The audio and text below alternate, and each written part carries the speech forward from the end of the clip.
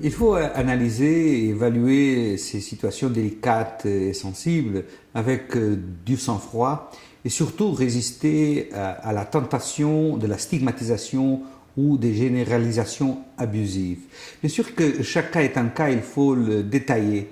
Il y a encore des populations roms qui sont nomades, il y a des populations roms qui se dédient à la mendicité et ça doit être vu à la lumière non seulement de la législation européenne applicable, mais aussi de la transposition correcte par chaque État membre d'une telle législation européenne. Donc au-delà des polémiques, il faut se pencher sur la situation concrète et trouver les solutions plus raisonnables qui respectent la loi et qui respectent la dignité humaine de tous.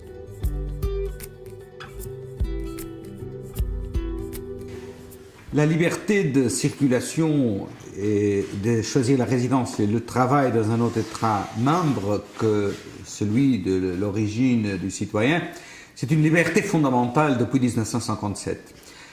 Les accords de Schengen sont instrumentaux en ce qui concerne la liberté de circulation, mais ils ne concernent que l'abolition des contrôles aux frontières intérieures et ils ne sont survenus qu'en 1985. Ils n'incluent pas dans sa intégrité le Royaume-Uni, l'Irlande, la Roumanie et la Bulgarie.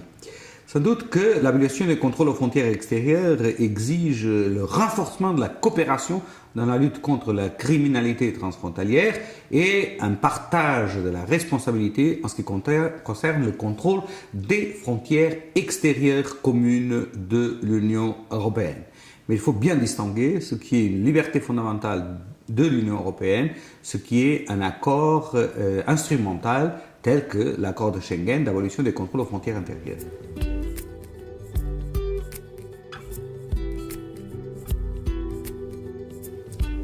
La plupart des nouveaux États membres de l'Union européenne ont connu des périodes de transition après l'adhésion, avant l'établissement d'une liberté de circulation totale.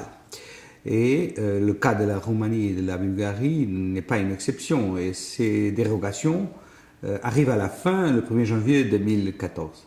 Bien sûr, il faut accompagner et évaluer la situation. Les pronostics sont qu'il n'y aura pas une arrivée massive des travailleurs roumains et bulgares. On a même des études qui prouvent que la plupart de ceux qui devraient se déplacer l'ont déjà fait.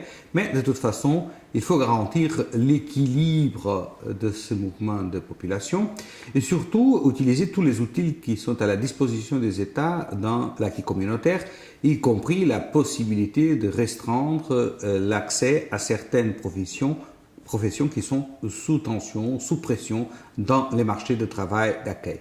Donc c'est nécessaire d'avoir un suivi détaillé de l'évolution d'une telle liberté de circulation.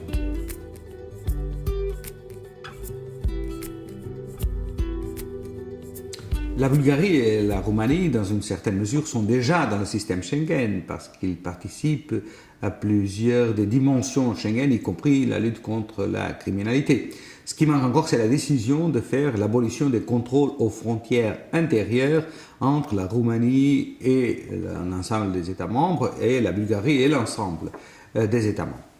Il y aura un moment où cette abolition va être décidée, mais il y a encore des doutes d'ordre politique parce que la décision doit être prise sans restriction par tous les États membres qui sont à Schengen.